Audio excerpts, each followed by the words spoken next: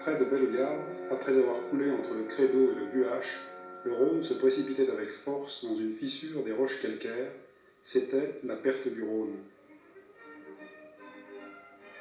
Là, en rive droite, à la jonction du confluent avec la Valserine, l'usine de Coupy n'avait cessé de se moderniser depuis 1871, l'année où ses promoteurs, Gerhard Lohmer et Francis Ellershausen, avaient imaginé une audacieuse installation télémécanique.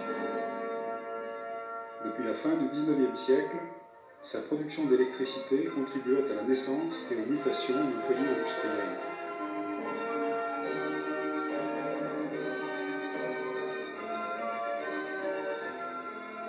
En rive gauche, le canal d'Annonay alimentait l'usine d'Éloise, installée à partir de 1917 pour concourir à l'effort de guerre.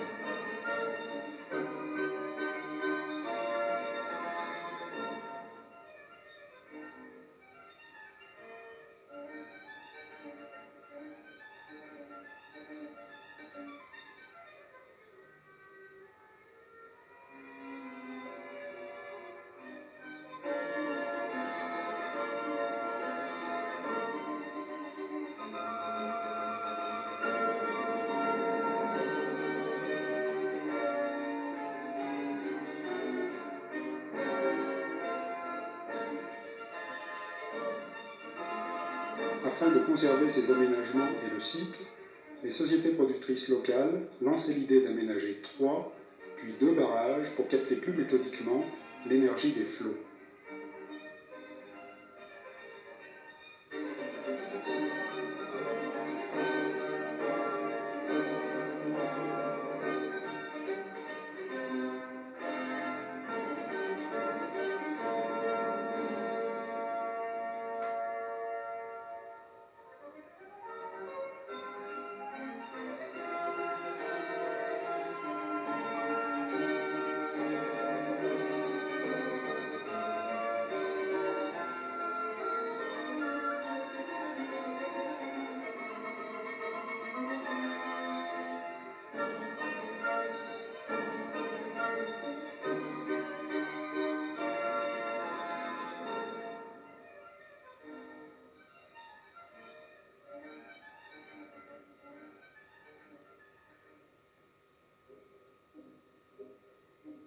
Après Bellegarde, le Rhône conservait son allure de torrent entre les promontoires rocheux du Jura et de la Savoie.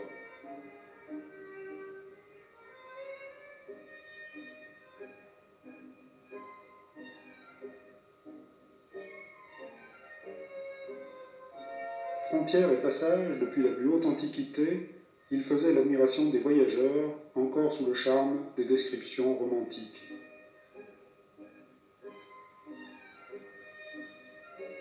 À n'en pas douter, de la perte du Rhône jusque vers Génissia et Seyssel, le canyon du fleuve était une des plus grandes merveilles naturelles du vieux continent.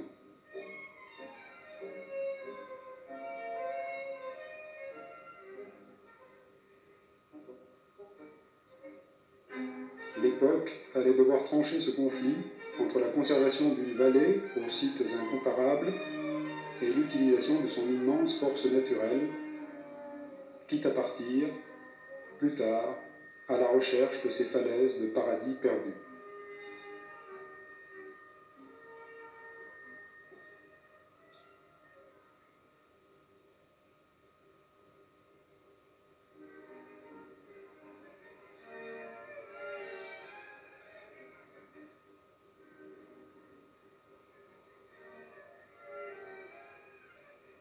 Juste à l'aval de Saint-Germain, à l'emplacement où serait construit le grand barrage de Génissia, les initiatives remontaient aux lumières du XVIIIe siècle.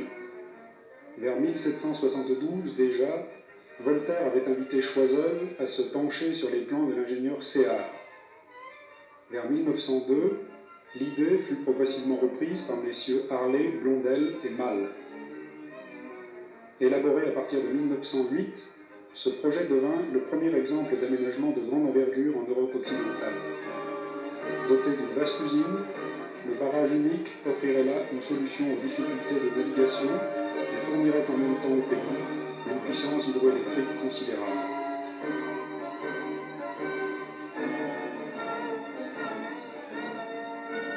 Le dimanche 13 mars 1921, Étienne-Alexandre Millerand, président de la République, visita le chantier d'études. Des bâtiments de sondage, avec un puits de 48 mètres creusé jusqu'au rocher pour apprécier l'étanchéité du fond, quelques machines et une nacelle pour passer en rive gauche.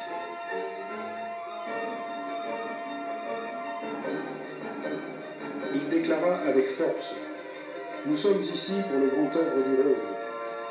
L'heure n'est plus aux discussions, aux controverses, aux expertises. Ne laissons pas plus longtemps se perdre la richesse qui coule à portée de nos mains. Il faut se décider, se mettre à l'œuvre, aboutir enfin. Voilà la signification essentielle de ma visite. »